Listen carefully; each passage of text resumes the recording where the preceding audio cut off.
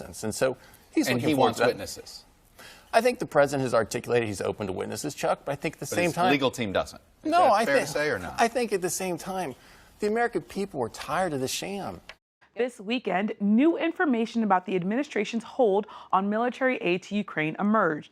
Late Friday, as part of a Freedom of Information Act request, a court-ordered emails released related to millions of dollars of aid. One of those emails shows that an Office of Management and Budget official requested that funds be held up less than 2 hours after President Trump's phone call with Ukraine's president on July 25th.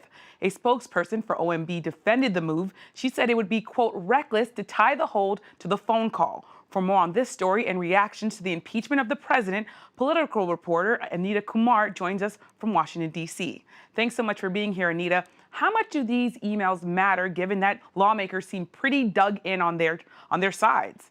I do think they matter because what you're seeing is Democrats immediately saying that they want to know more about this, that they want to have witnesses at the Senate impeachment trial. And if you'll recall, that's the thing that we're going to be debating for the next 2 weeks over the holidays is, should there be witnesses at a trial? Should there be a real Senate trial?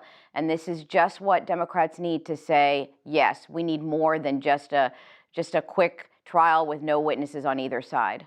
You've been reporting about how President Trump is handling being impeached. Last night, he spoke surprisingly little about impeachment at a youth rally in Florida. Tell me a little bit about the range of emotions that President Trump is going through as he processes being impeached.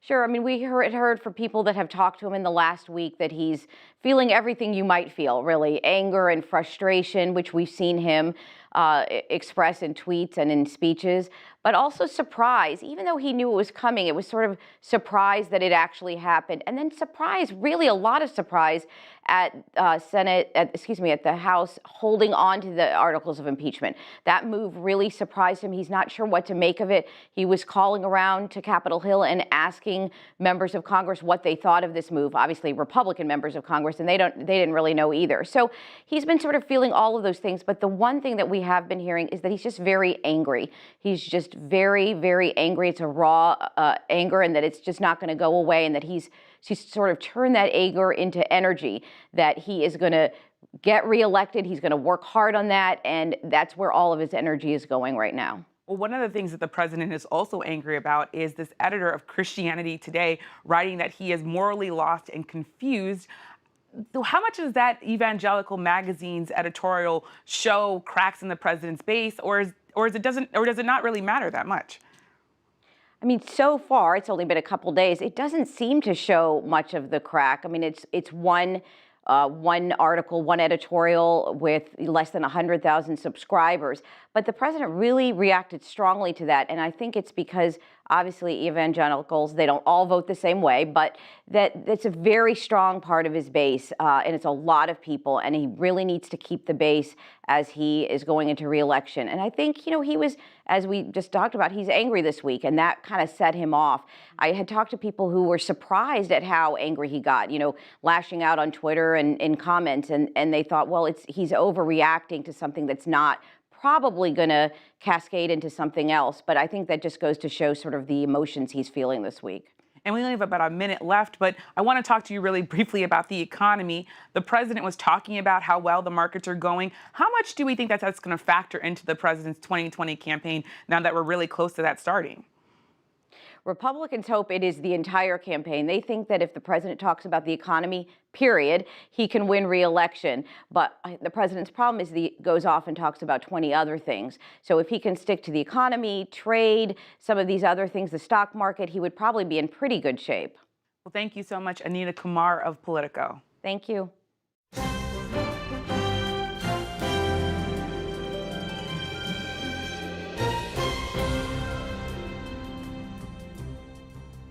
Today, Afghanistan's election commission announced that incumbent President Ashraf Ghani won a second term with 50.64% of the vote, a fraction over the 50% needed.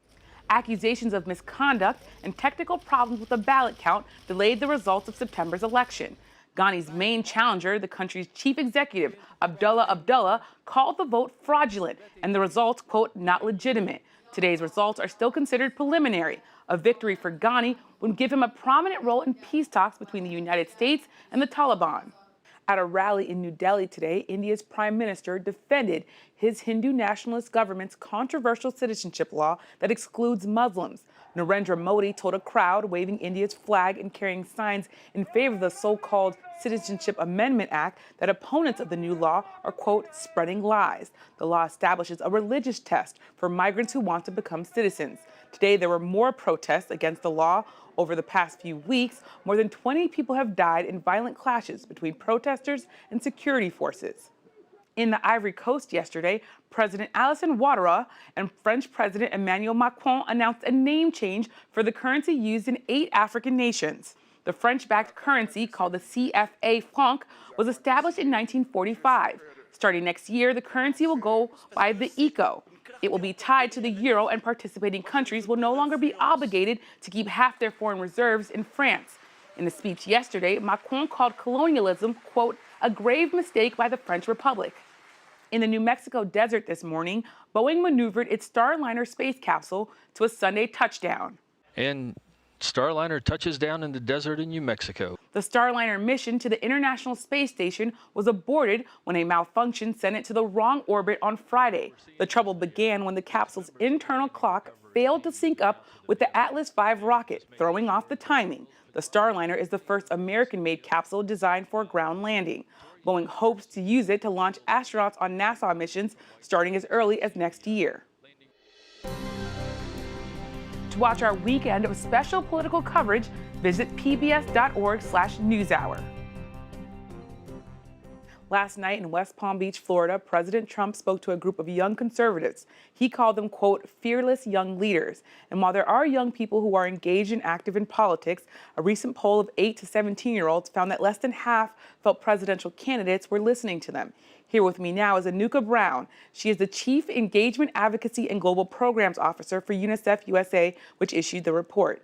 Thanks so much for being here. Only about a third of American kids feel included in the political process. What does that suggest, and what do they want to be talking about that candidates aren't talking about? Yeah, so that's absolutely alarming. You know, we talk about our children being our future. They represent 25% of the future of today, but they're really 100% of our future. And they're saying that their voices are not being considered in the entire political process. 80% of them say that they think they can absolutely be a benefit and help this country improve. And 90% of them highlight that they're worried about many things. They're highlighting that they're worried about violence, and violence not only against them, but their friends and their families. They're concerned about the climate.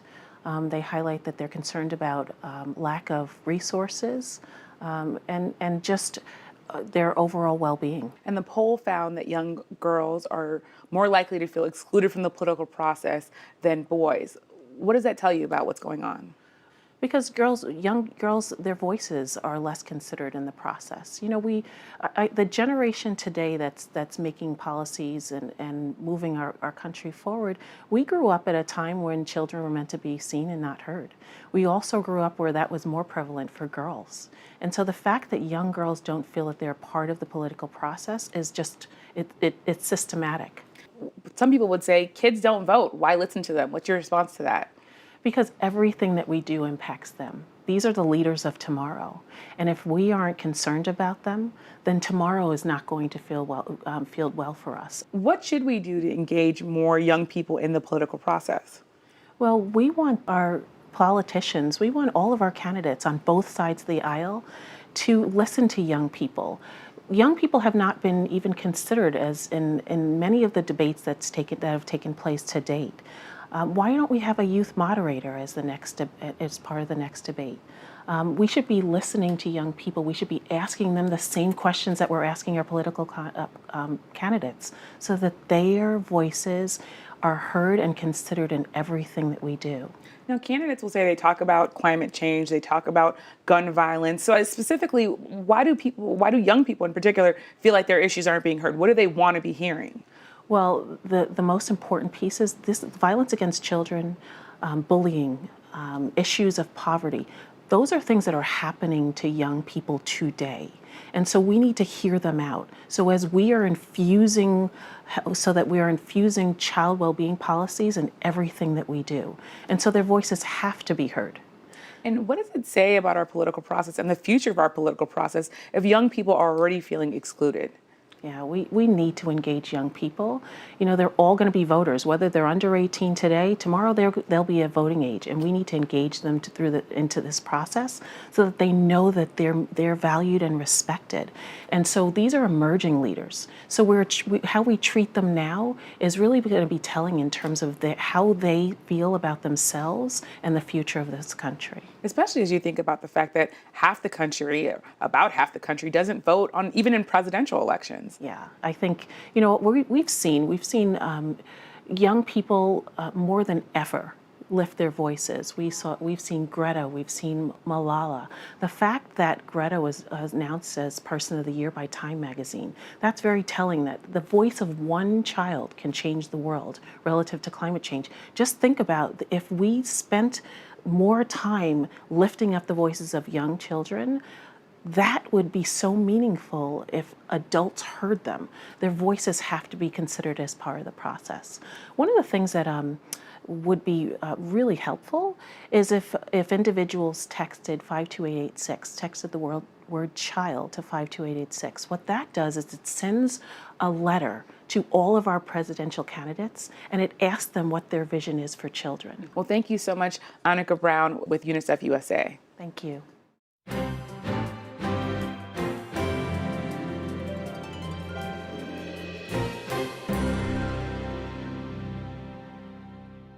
Democratic candidates will be back on stage on January 14th in Des Moines, Iowa. So far, 5 candidates have qualified: Vice President Joe Biden, Senators Bernie Sanders, Elizabeth Warren, and Amy Klobuchar, as well as Mayor Pete Buttigieg. And joining me now is candidate Andrew Yang, who is also hoping to make the stage. So thank you so much for being here in studio. I know you've had a busy, busy week.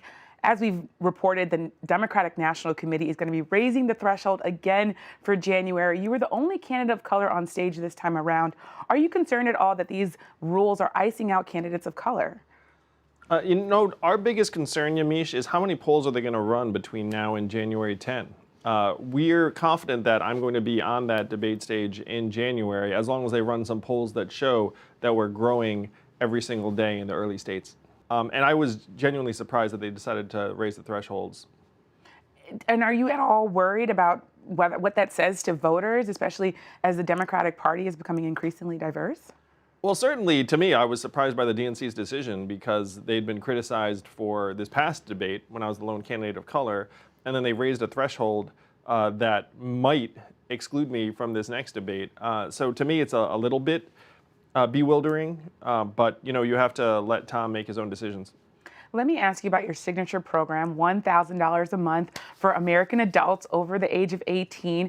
How does that program square with social safety net programs, especially food stamps and federal housing vouchers? So the way it works is that it's universal and opt-in, the freedom dividend of $1,000 a month for every American. It stacks on top of Social Security benefits to help stave off the retiree crisis, the retirement crisis that many older Americans are facing.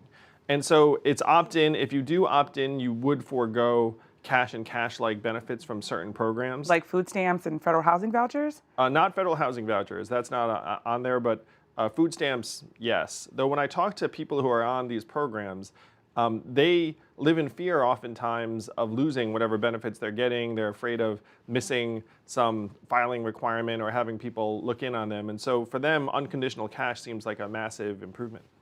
There's a lot of foreign policy issues that presidents are going to have to navigate. Right now, North Korea is threatening to deliver a Christmas gift, which might be a missile test. How would you deal with this issue if you were president? I have family in Seoul right now, so it's personal.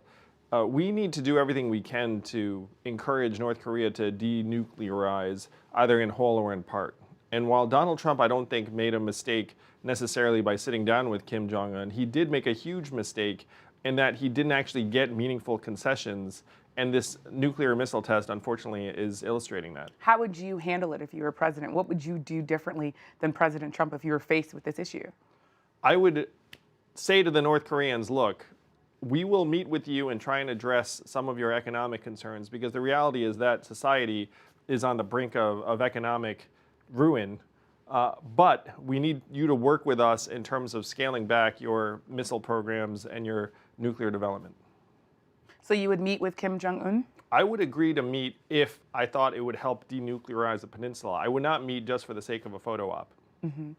The economy, it's also something that's on voters' minds. President Trump last night talked a lot about it. He didn't talk that much, surprisingly, about impeachment. What do you say to voters who maybe don't like the president, but really do like the way that the economy is going, especially with low unemployment rates? Well, the unemployment rate does not illustrate the lived experience of any of the Americans I'm talking to on the trail. The fact is, millions of Americans have dropped out of the workforce. 40 to 44% of recent college graduates are underemployed in a job that doesn't require a degree. There's a ton of weakness in the labor market that's being obscured by the headline unemployment rate, which even Donald Trump, when he was running for president, said was fake news. It's a very, very misleading statistic. So in other words, do you think that you would make the case to voters that the economy is basically not working for people, and as a result, you should elect me for president?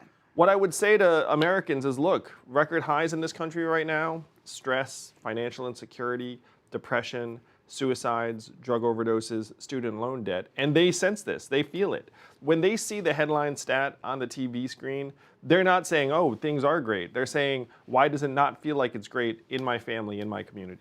And would you pardon President Trump if you were elected? You'd have to make a decision at that time, but what I would suggest is that a dynamic the United States wants to avoid is one where presidents are throwing past presidents in jail, because if you look around the world, that's been a dynamic that gets established in developing countries, and the United States has historically managed to avoid that to our benefit. You would have a pardon on the table for President Trump, possibly. I'm focused on solving the problems that got Donald Trump elected and moving the country forward. And that's what I think the president's priority should be. So that sounds like a yes, then?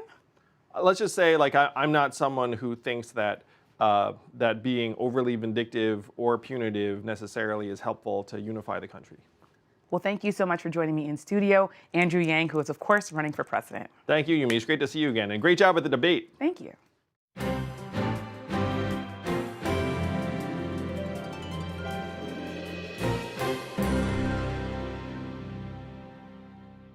Another Democrat vying for a spot in the next debate is billionaire businessman Tom Steyer. He's on the campaign trail this weekend, and he joins us now from Manchester, New Hampshire. Thanks so much for being here. You were one of the first Democrats to come out in favor of impeaching President Trump. Now House Speaker Nancy Pelosi says she may delay sending the articles of impeachment to the Senate. Do you agree with that strategy?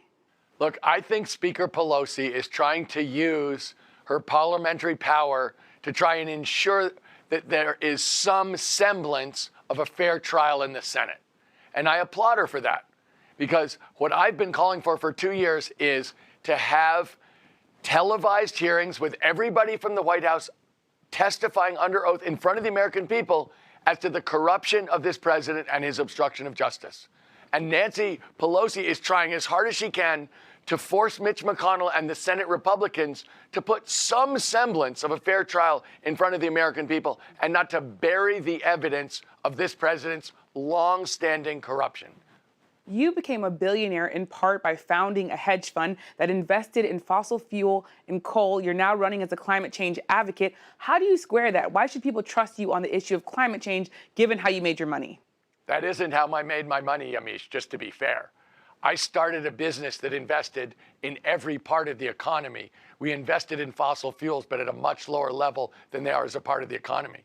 And while I was running that investment firm, I realized, oh my goodness, there's this unintended consequences of our economy being driven by fossil fuels.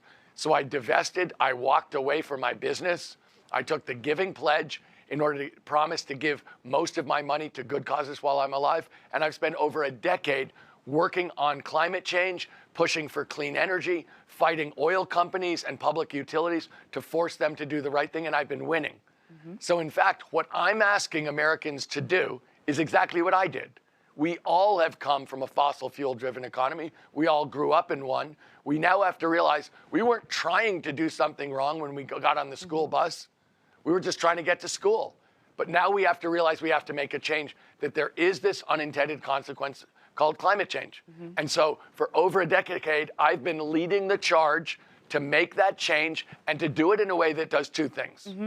That starts with environmental justice, that makes sure that we start with leadership from the black and brown communities where it's unsafe to breathe the air or drink the water that comes out of the tap, and to make sure people know that we can do it. And when we do it, we're going to create literally millions of good-paying union jobs across this country. And you've said also that you could win back white working-class voters in crucial states like Pennsylvania and Wisconsin, but some of them have told us that they still remember being called deplorables by the last Democratic nominee and think Democrats look down on them. How do you convince them otherwise?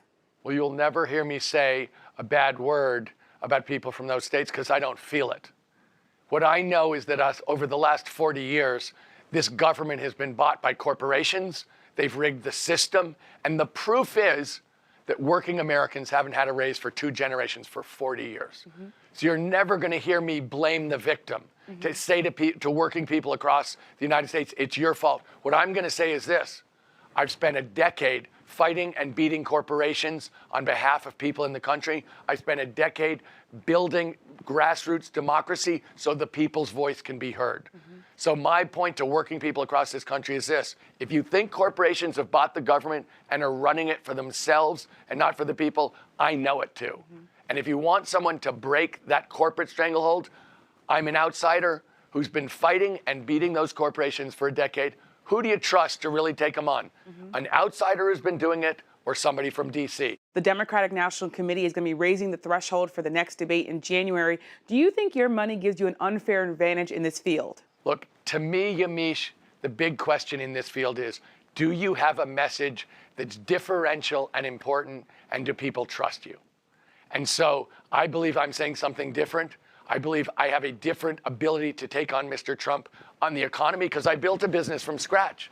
And no one can ever call me a socialist, and no one can ever say that I don't understand what creates prosperity and growth in the country. So as far as I'm concerned, for a decade, I've been fighting problems in America with everything I have, including spending money. And if that's the worst thing anyone ever says about me, I'm okay with that. Well, thank you so much, Tom Steyer, for joining us from Manchester, New Hampshire.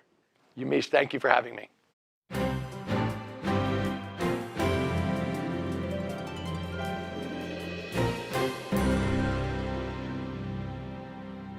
Finally tonight, Hanukkah begins at sundown. The Festival of Lights, as it's also known, lasts for 8 days. Happy Hanukkah to those who celebrate. And on tomorrow's NewsHour, tracking our every move, the implications of carrying a smartphone wherever we go. That's all for this edition of PBS NewsHour Weekend. I'm Yamiche Alcindor. Thanks for watching. Have a good night.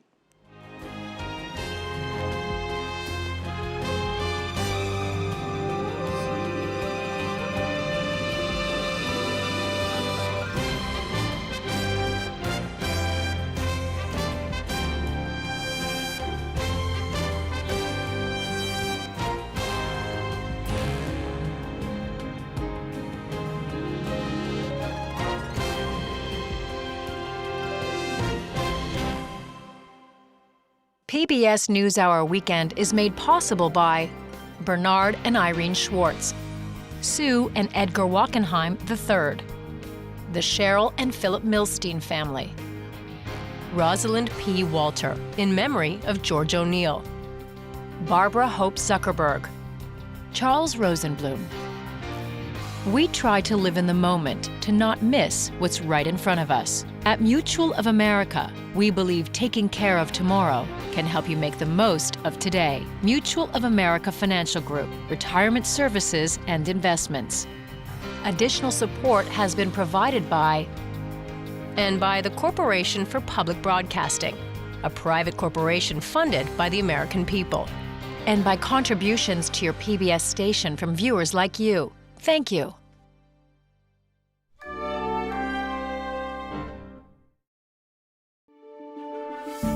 You're watching PBS.